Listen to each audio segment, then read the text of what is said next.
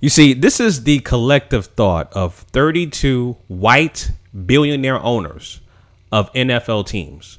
They come together as a group and they collectively decide to make sure Colin Kaepernick does not get a job. Right? You can forget the fact that this guy is still in his prime. You got other quarterbacks that are not even on the same level in terms of qualifications when it comes to getting a starting job or even a backup job in the NFL, like Mark Sanchez, right? For example, Blaine Gabbert. I can go on and on about these whack ass quarterbacks that are still getting contracts in NFL, and Colin Kaepernick doesn't have a job right now, right? So when you have a collective group of white NFL billionaire owners that say, well, we don't want this man, Colin Kaepernick, right, to tarnish our brand because he wants to. This is what these Caucasoid billionaire owners think. We don't want you disrespecting our brand. We don't want you disrespecting the national anthem, our military. Forget the fact that, you know, what you're standing up for, what you're protesting about is social injustices amongst African Americans, right? Forget the fact that black people in 2016, young black men were killed by U.S. police, the highest rate of that year in 2016 with 1,134 deaths, right? Forget about all that, right? Forget the fact that, you know, African Americans are twice as likely not to be. Well, let me rephrase that. African Americans are twice as likely to be unarmed when they are shot or approached by police officers, aka suspected race soldiers. These are all facts. Forget about that. And, you know, the dominant white society, they know that. These billionaire owners, they know that. They know this, but they don't care. They want to, of course, continue and uphold the status of white supremacy, the status quo of the good old billionaire boys club, right? You can call them, you know, the Masonic principle, or you can call them the Trilateral Commission, the Bilderberger Group, the One Percenters. At the end of the day, these guys are classified as white.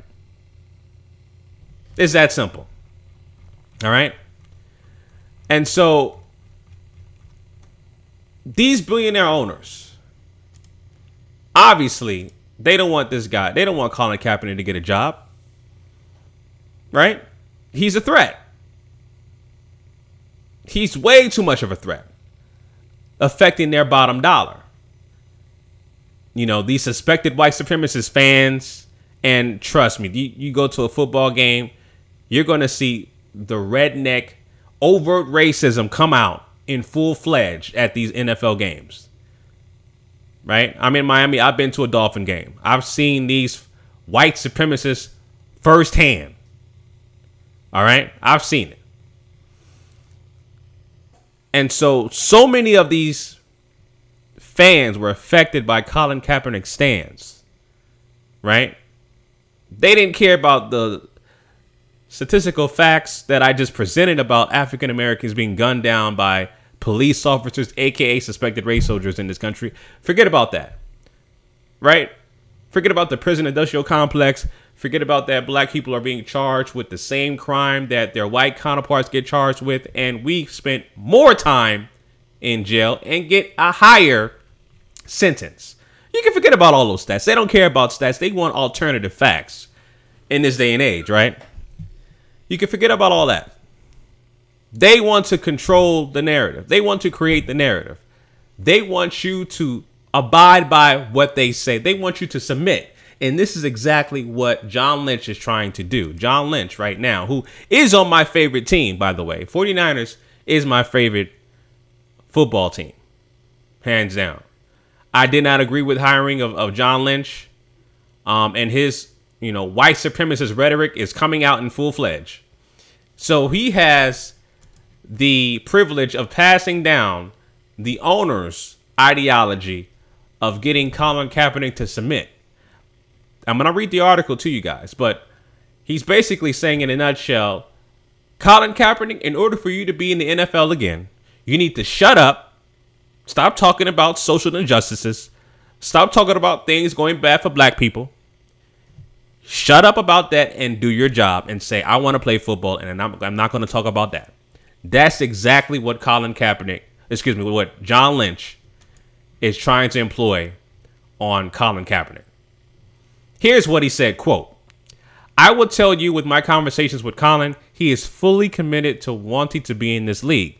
Lynch said earlier this week on KNBR radio in San Francisco. I gave that opinion to Colin myself. I think you are having a little bit of an image crisis in terms of not so much that what you did last year, but people are wondering if this is important to you. All right. I'll say it again. That's what he said. But people are wondering, is this most important to you? Duh, John Lynch, it is. It's bigger than football. But apparently nothing's bigger than the Shield. Nothing's bigger than the NFL. It's a multi-billion-dollar league. It's a multi-billion-dollar old man's club. You know, the contrast is funny. It's real funny, right? Because, like, everybody's talking about the Jay-Z album, 444, that just came out. And he's making a lot of real talk references. One of the references that he was talking about in this album, now I haven't heard it, but this is what people are saying. I've seen a lot of reviews. You know, he's made remarks about, you know, these rappers going on the gram and, you know, taking pictures of them having a cache full of money, right? And talking on their alleged phone, but it's really a stacks of money, right? That shows, right, in the eyes of black people, that shows success. Black people have a thing where we like to show off. It's embedded in us. That's how we carry ourselves, right? It's embedded in us to do that. That's a cultural thing that black people do.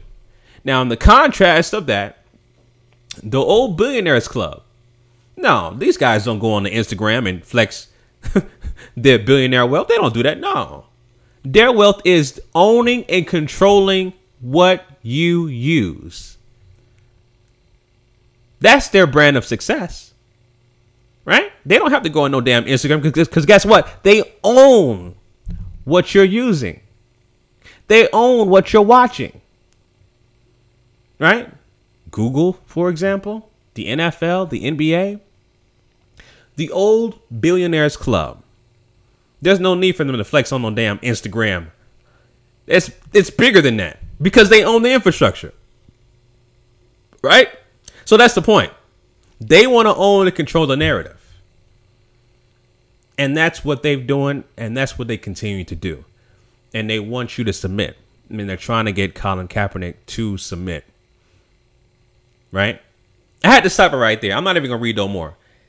Quote, is that most important to you? All right. So, yes, of course, like I said, yes, it's most important to Colin Kaepernick. Yes, it's most important to black people. Or at least people like myself and like-minded individuals like Colin Kaepernick. It's most important for us to get justice. It's most important for the system of injustice to be completely eradicated and replaced with a true system of justice. Right? I've said this time and time again. And so when you have these old billionaire boys club, these 32 NFL old ass owners who own and control the wealth and the resources in this country and around the world, basically, it's the dominant white society. They control all 9 areas of activity. This is what they do. They try to get you to submit. And so they're trying to make sure that Colin Kaepernick submits and says, no, I'm not going to change my narrative. They're basically saying, Colin Kaepernick, we want you to change your narrative and not talk about black issues, not disrespecting the flag. We want you to shut up and play football. If you can do that, you will be reinitiated because they're going to continue to do these fear tactics. This reminds me of the guy I talk about all the time on my channel. And I definitely implore you guys to get this guy's book. All right. The book is called Slave Side on Sundays by Anthony Pryor. I'll play a little clip for you guys, but this is a great book where he breaks down, because this guy was a former NFL player, and he breaks down how, you know, the old billionaire boys club, these white owners own and control the narrative and try to make black people submit, right? The slaves on the football field to submit into what they're trying to do, right? But let me play this clip for you guys so you get a brief of what I'm talking about. Here we go. But these neo-brainiacs have developed the simplest method of control, and that is fear. How did the enslaver show up when he showed up and he colonized Africa? He showed up in a wooden boat with a leather whip. And today he's coming into the ghettos and the slums of America, showing up in a limousine with leather seats, passing out scholarships, saying, get your ass on this field and win me a championship. That's what's happening. Okay, so that's a perfect example of what Anthony Pryor is reflecting of what these 32 billionaire NFL owners is trying to do with Colin Kaepernick. They're trying to make him submit, trying to break him. And I know Colin is much bigger than that. I know Colin is not going to abide by that. Either you accept what he's trying to do or you don't. And I think, and I know well, this is my opinion. I don't know Colin Kaepernick personally, but basic how he moves. If he can't stand up for what he believes in and he can't protest, right? And I believe he mentions that, you know, he's not going to protest the national anthem again, but he will speak out on social injustices within black society. Right? Police brutality, et cetera, et cetera. He's going to speak on that. He's going to speak out on that. He's going to continue to do so. If he's not allowed to speak on that in the NFL, then he will never be a quarterback in the NFL again. And we all know that's obviously extremely tragic in terms of a guy who's still in his prime and still can't get hired and is basically better than 75% of the quarterbacks. There's really only a handful of elite quarterbacks in the NFL. Everybody else is just borderline trash. And this guy is still in his prime, a starting quarterback in this league. Can't get a job. Right? All because the dominant white society, all because these old billionaire owners want to own and control the narrative, trying to make Colin Kaepernick submit. That's what it is. That's exactly what it is. Right? So, obviously, we know the writing's on the wall. This guy can't get a job. And in order for him to get a job, he must submit. He has to change his ways and not speak out against issues pertaining to black society. Not speak out on issues pertaining to social injustices, police brutality, discrimination, racism, systemic oppression, etc., etc. He's not allowed to talk about that. As a matter of fact, if he, let me tell you something. I can guarantee you, if he decides to change his mind, there will be something in his contract where if he speaks out against this, any kind of issues like that, his contract will be null and void. They will have that in that particular contract in the language. Guaranteed. But I know a guy like Colin Kaepernick would not fall for that. And, you know, he's not going to be allowed. He's not going to allow them to change his narrative. So, looks like to me, Colin will not be an NFL cornerback anytime soon. This is what I suspect. Now, obviously, he should be a starting quarterback in this league right now, but because you got these old, dominant, white society, 32 billionaire owners in the league right now, controlling the narrative, there's pretty much nothing you can do about that. Right? And that's unfortunate. So, but anyway, family, those are my thoughts on that. I'll have the link in the description where you can check out the full story. Let me know what you guys think in the comments section. All right. Shout out to all my new subscribers. If you haven't already, check me out on Instagram and Twitter My social media will be in the description at The Black Separatist.